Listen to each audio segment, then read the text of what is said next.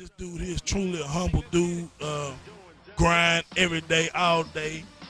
When we first met him, like I say, he came up and he was speaking with me and the owner of the store, Big O. Also, let me give a shout out to DJ, man. DJ is the other owner of Music Depot. We forgot all about DJ. What's We up, sorry, baby? man. But yeah, man, he came, he did his in-store, man. He gave me a copy of his CD. Really love it, man. And like I say, he's I almost hate to say a better person because you don't meet too many good people in the game. But his personality matches his hustle, which matches his raps. So we're gonna give it up for Barrett, man. Barrett, come on through, man. It's good, man. Appreciate y'all, man, for this opportunity. Yeah, man. You know, like I told my boy Unknown, man, like when we were getting ready to do our shows, man, we was trying to line up people for the show. You were one of the first names that I mentioned because I knew, like I said, when I met you here in the store, you cool as ice, man, and your music is jamming. So I said, man, I make sure I want to work with this dude, man, you know, help him out any way possible. Once he give me the music, I'm going to help break it at any club or any party that I have. So, you know, and I just try to show love to the people who show love. Man, it's real, man. I mean, I always try to approach people with like a professional, you know, atmosphere and a professional environment or whatever, and come at them professional, you know what I'm saying, with whatever I got going or whatever the case may be. You know what I'm saying? So ain't no reason for all that riff-raff and all that other stuff that people come with sometimes, you know what I'm saying? So, I mean, that's the way I'm about, man. I mean, it ain't about the nonsense, man. We out here trying to grind and get the money, whatever, you know what I'm saying? And at the same time, pursue and do what we like to do, and that's music, you know, so. Exactly. So, all right, so I guess the first question, I guess, is the normal question. How you got started in the game?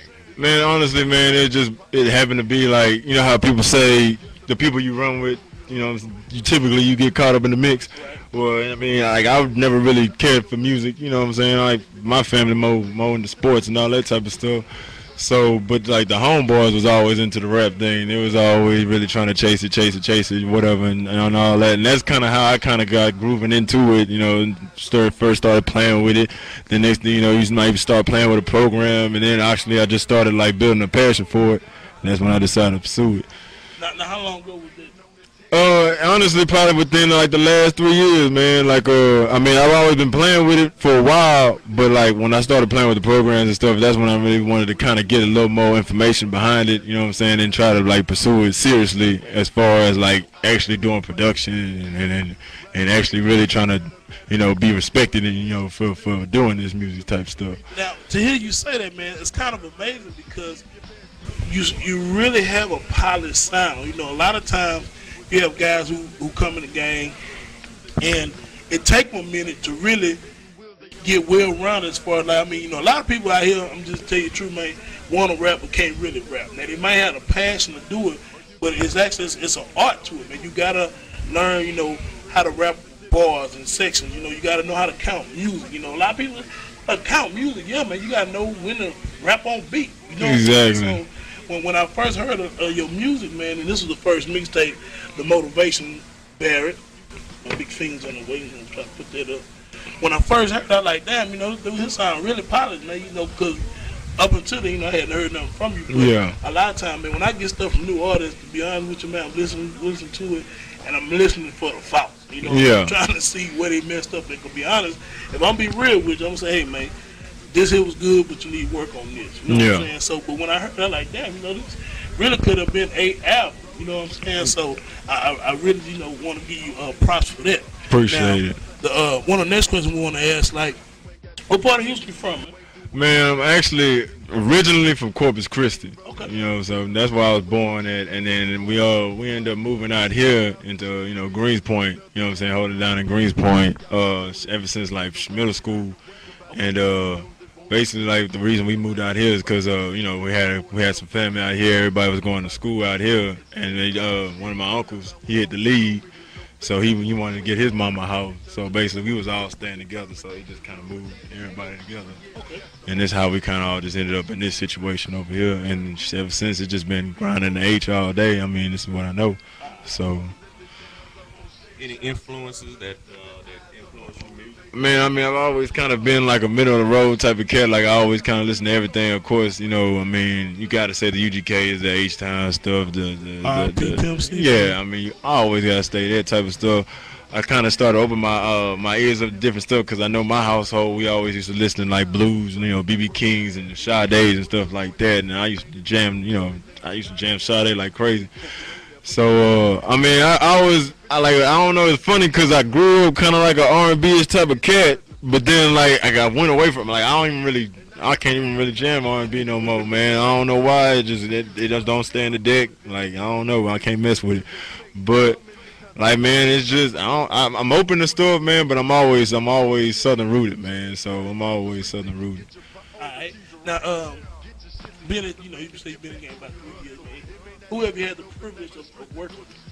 Man, I had the privilege of working with Magno from Switch House, Surreal from Switch House.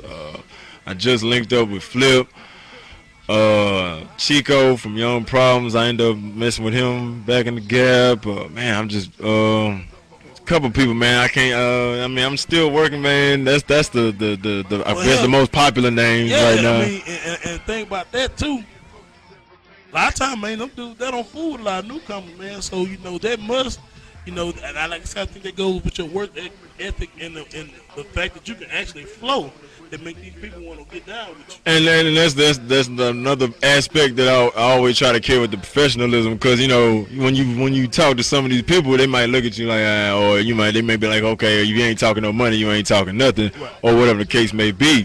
But at the same time, that's where you kind of lay your chips out on the table, like, hey man, well this is my product, you know, this is what I got, you know, just for reference or whatever. You know, if there's something you want to get with, you know, let me know. If not, you know, you just keep it moving, man. I mean, if you want to have a weak heart in the game, then you just ain't going to make it, bro. I mean, right, you got a lot of stuff to shake off or move on or whatever, so you can't just sit there and dwell on because, you know, your favorite rapper or something didn't want to mess with you at that time. Right. You know what I'm saying? And one thing I do want to give you props, man, and I want to let other up-and-coming artists know, take a look at Barrett's product. Barrett's product is professional. He can put this in any store, in a corner store, in a one-stop distribution. This says a lot about the artist himself because, as I know, we talked before he came on, he's pretty much a one-man show, man. He doesn't have a manager right now, but that lets me know that he put time and effort into his product. I mean, in order for someone else to believe in you, you got to believe in yourself. So, man, when you see somebody, man, I understand you might not have a lot of money, but save your money and get some presentable product. Because if you give somebody a CDR and with your name wrote on it and it look like trash, pretty much people gonna throw it in the trash. And that's the big thing, man. Like, if you can't see yourself buying a CD with handwriting on it, why would you put out that same product? You know what I'm saying? So I mean, you definitely want to sit there. I mean, I know how I get when you're doing music, you want to get it out. You just anxious to get it out, man. But if you just actually just save your money, if you're doing original music is always fresh until you actually release it.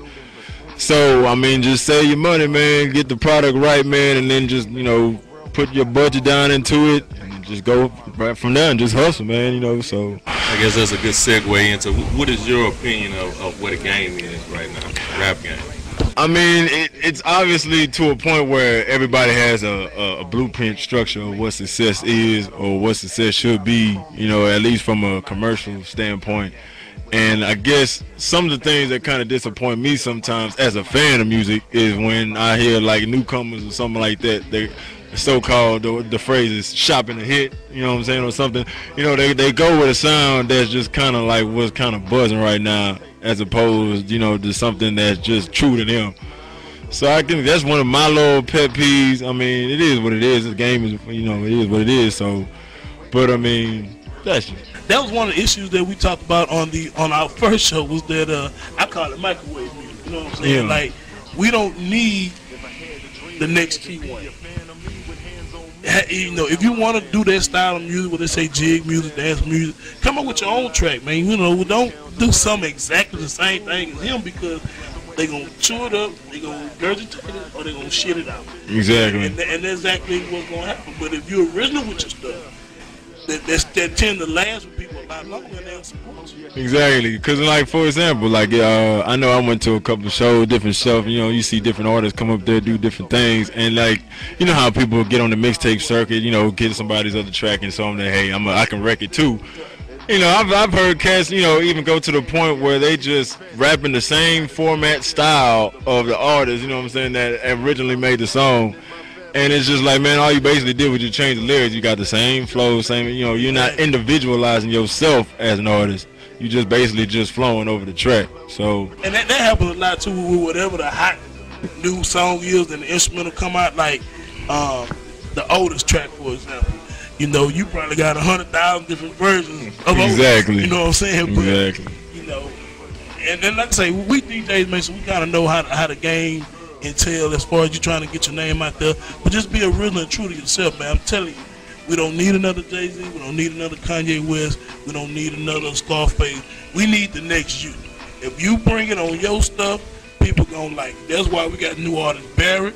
Barrett is Barrett, and his music, when you hear it, man, you're gonna feel it. Now, one track you sent me not too long ago, I fell in love with instantly. It's called "Let the Church Say Amen." Oh, already. Man, can you tell the folks a little bit about the track, man? Man, basically, man, that's basically a new album track. It's a new album I'm working on called Perseverance, and basically that's one of the lead songs that I got so far going into that next album. It's basically kind of like a club anthem. You know, when I first made the song, people, you know, the reaction was, I don't know if, you know, I don't know about that phrase. I don't know, you know. I'm like, man, metaphor is a metaphor, man. I mean, metaphorically speaking. I mean, and it's like no disrespect intended, but you know, it's just, you know, a real song to me. It is what it is, man. Yeah. And people, when you hear it, Big Tex and DJ Unknown said first, it's a certified banger. I mean, you gonna put it in your trunk, and I don't know how you trying to shop it. Excuse me, as far as the radio, but if you don't go to them, they gonna come to you. Yeah. Like I say, man, I don't never get too excited about things. I just keep working, keep hustling, and then basically, man, work my angles and continue pursuing what I got to do. And if it take off, hey, let's go. Hey, and if not, we just gonna keep on working, keep on pushing, regardless. So what kind of reaction you think you're getting, like, out of the clubs? Any club records specific that you? That's probably like the main one I got right now. You know, and it's getting a lot of good reviews, man. Like, a lot of people listen to the song and they be like, 'cause you know, when they hear that phrase, "Let the church say amen," they be like, what's this about? You know, like, oh, yeah, they think it's gonna be probably some beers or something, and then they actually hear the song, and then they're like, oh, okay, man, and then oh, man, I can actually feel this, you know what I'm saying? So I've got a lot of good responses out of it. So that's when, you know, that's one of my things, man. Like, I make a song, you know what I'm saying? I might go out there to a show or something, and kind of street test and see what people saying about it, or see the kind of vibe I get from it. You know when you get some love or whatnot. And then just kind of rock with it from there. So I've been getting a lot of good feedback from it. So we just gonna run with it from there. The main thing is to just keep that continuity going throughout the whole album. You know what I'm saying? As far as just the quality of the tracks and stuff. So Man, make sure you promote the CD, man. Oh, definitely, man. Man, you can get the mixtape online. You can catch me out in the streets or whatever, man. It's on the Dap Piffs. Matter of fact, you can just hit me up or whatever the case may be on the Facebooks. Matter of fact, it's easier if you just go to Google, put in Barrett Hustle. All those websites to go in. But just for simple purposes, Barrett Hustle is pretty much every website there is. Twitter, the Facebooks, the YouTubes, yada yada yada. The list goes on. The album is also in stores over here in Greenspoint as well. You can catch them in some other selective stores as well. You can catch me I'm always floating around. Definitely on the north side. You can always catch me on the north somewhere floating around. Man, like I said, man, holler at me, man. We can get it all going. It's on the CD Baby, the iTunes, the Amazons, the ringtones, whatever it is. It's all on there. So. And when we go back in the we do the editing part, we're gonna make sure we put all his contact information down at the bottom. Barrett, man, it's been a pleasure, man. I appreciate you coming through. Man, definitely. You coming through. I appreciate y'all. Much success and much love in the future, man. If you need us on anything, man, a mix, a scratch, a cut, help us pass out a fly, man, we there for you. Hey, already, man. That's that Texas H-Town love, man. Hey, but let's get it, man. I ain't tripping. I appreciate y'all, man. Straight up.